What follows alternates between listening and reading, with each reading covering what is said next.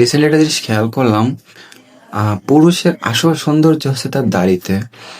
তার কারণটা আমি খুলে বলি।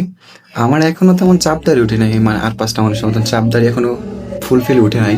তবে যে হালকা হালকা পশম, দাড়ি ওঠার আগে যে ছোট ছোট পশম আর জায়গায় জায়গায় দাড়ি বেরিয়েছিল, ওইটা আমার বেরিয়েছিল।